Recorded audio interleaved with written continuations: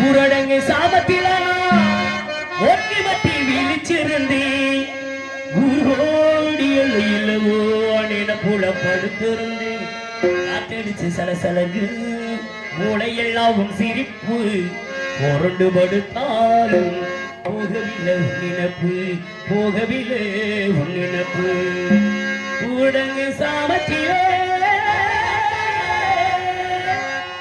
பாடியலைத்தேன் உன்னை இது தேடும் நெஞ்சம்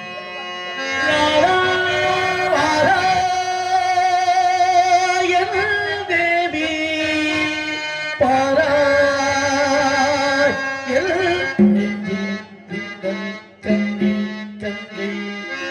பாடியலைத்தேன் உன்னை இதோ தேடும் நெஞ்சம் நானும் உன்னை வந்த பறவை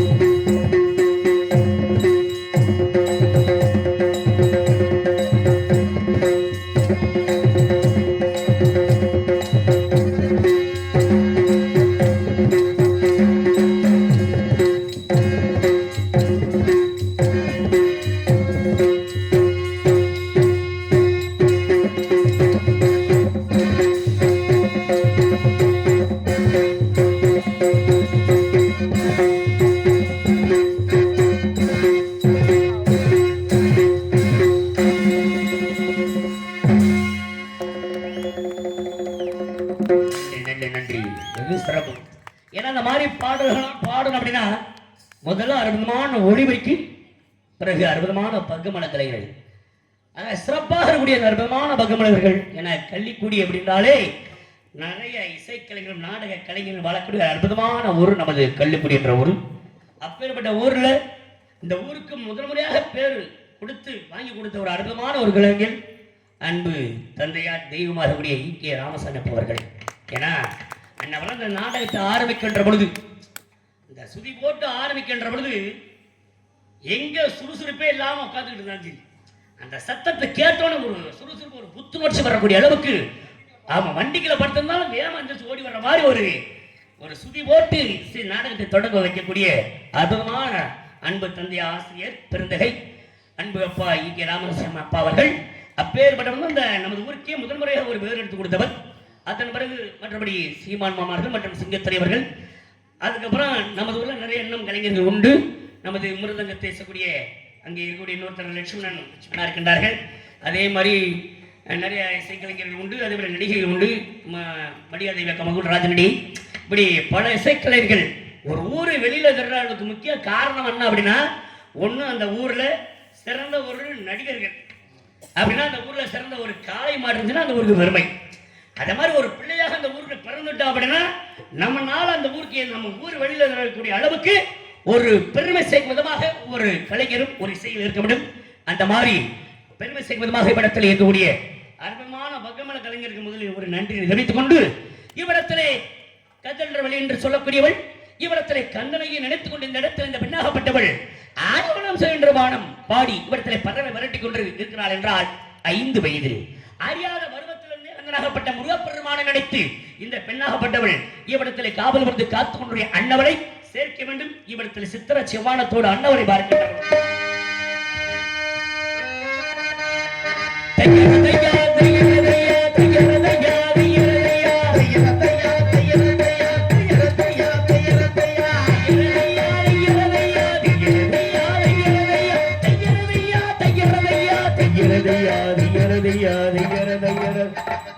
சித்திர செவ்வானம்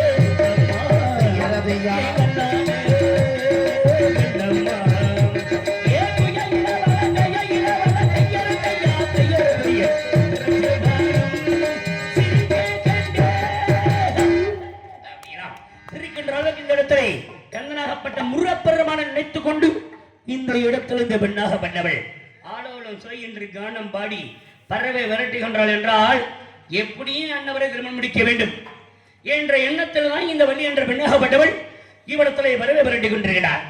ஆனால் அன்னவள் 5 வயதில் அறியாத பருவத்திலிருந்தே கந்தனையை முருகனவை நினைத்துக் கொண்டிருக்கூடிய அன்னவளுடைய அழகுகளை பார்க்கின்ற பொழுது மிக சிறப்பு மிகுந்த இடமாக இவ்விடத்தில் இருந்துட்டாலும் அன்னவள் இந்த இடத்திலே ஒரு மான போல துள்ளி குதித்து ஓடுவதை பார்க்கின்ற பொழுது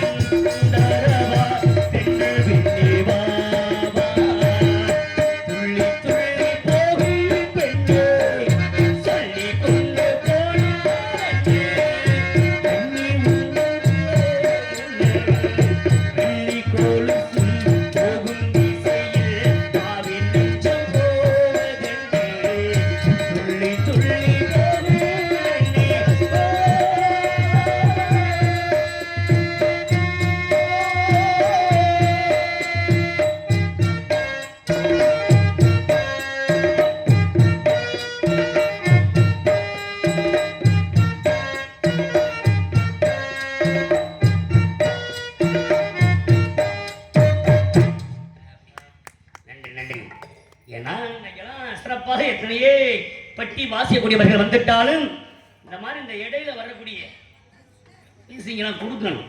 சில பேரும் கொடுக்கற தெரியாது, ஆடுனா போதும் வர முடியாது, நிறைய உண்டு இருக்கின்ற பொழுது இந்த இடத்துல இந்த பெண்ணாகப்பட்ட அண்ணவன் நினைத்துக் கொண்டதாலும் எதற்காக இந்த திருவிழா கொண்டாடுகிறார்கள்?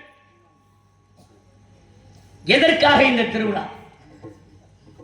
நாடு செழிக்க வேண்டும், நல்ல மழை பெய்ய வேண்டும் என்பதற்காகத்தே காலையில பாடுமையா அவசரப்படுறீங்க சொல்றேன். அப்படி அதற்காக மாதிரியான திருவிழாவை நடத்துவது. இப்படிப்பட்ட திருவிழாவை நடத்துகின்ற பொழுது தன்னுடைய சொந்தம் வந்த முற்றார் உறவினர்கள் அனைவர்கள் வரவழைத்து பெரிய விருந்து படைத்து இந்த திருவிழாவை நடத்துவார்கள். அப்படிப்பட்ட திருவிழா நடத்துகின்ற பொழுது முக்கியமான விஷயம் என்ன அப்படின்னா, திருவிழா கூட்டத்தில் வயசு பசங்க வயசு பொண்ணுகள் எல்லாம் கலந்து கொள்வதுதான் திருவிழாவோட ஒரு சிறப்பு அம்சம். அப்படிப்பட்ட திருவிழாவிலே இன்னைக்கும் பாருங்க முளைப்பாரி எடுத்து வருவாங்க. அந்த முளைப்பாரி எடுத்து வரக்கூடியதை எதற்காக முன்னோர்கள் தொடங்கி வைத்தார்கள் அப்படின்னா, நிறைய வீட்டுகள்ல பருவமடைந்த பெண்கள் இருப்பாங்க, கட்டி கொடுக்குற வயசுல இருப்பாங்க. அப்பேற்பட்ட பெண்கள் தான் முளைப்பாரி அதிகமா எடுத்து வருவாங்க.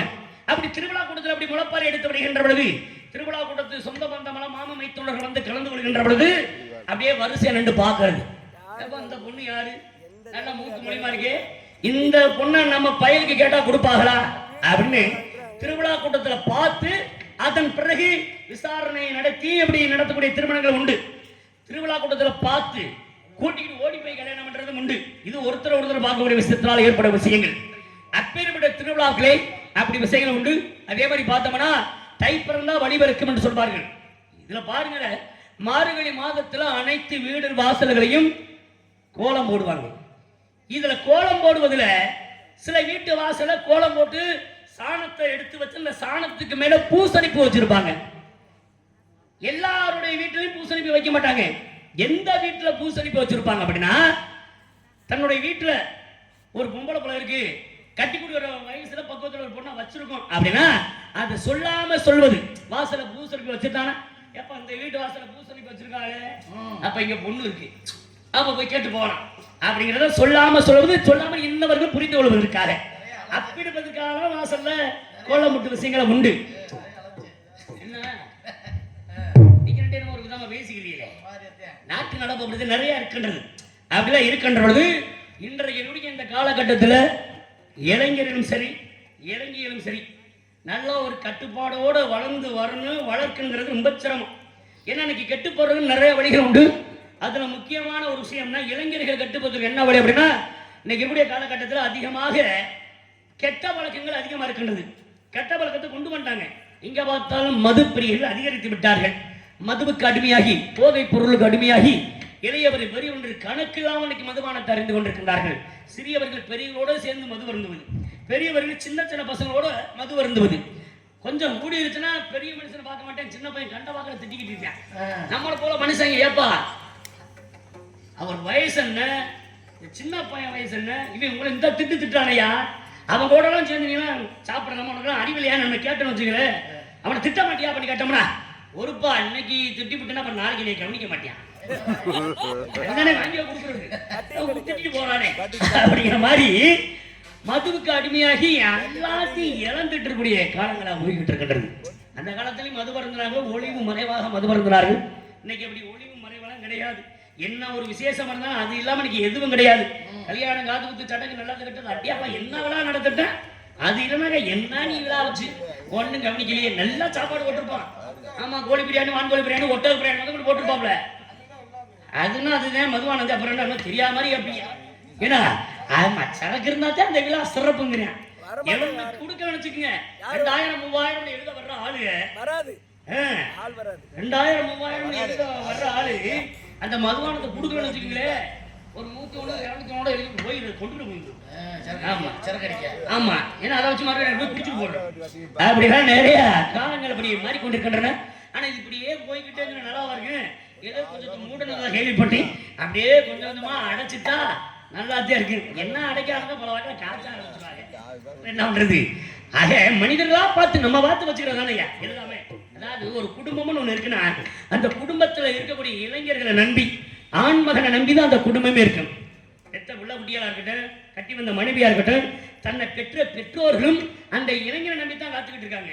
அப்பேற்பட்ட இளைஞர்கள் மது அருந்த வேண்டிய என்னைக்காவது ஒரு நாள், ஒரு தீபாவளி வருது, ஒரு ஆடிக்கிழமை வருது, ஒரு விசேஷ நாள் அப்படின்னா அன்னைக்கு மட்டும் குடிச்சுட்டா பிரச்சனை கிடையாது. சம்பாதிக்கிற காசை பூரா குடிக்க அங்கிட்டு போய் கொடுக்க, வேலை பார்த்து அங்க போய் கொடுத்துட்டு போயிடும். உன் குடும்பத்தை பாக்குறது யாரும் கேட்கிற மாதிரி கிடையாது. அப்படிலாம் பாக்குற போய்கிட்டு இருக்குது. இருந்துட்டாலும் இந்த நாடே யார நம்பி அப்படின்னா, வருங்காலத்தில் வரக்கூடிய இளைஞர்களை நம்பி உன்னால் முடியும் தம்பி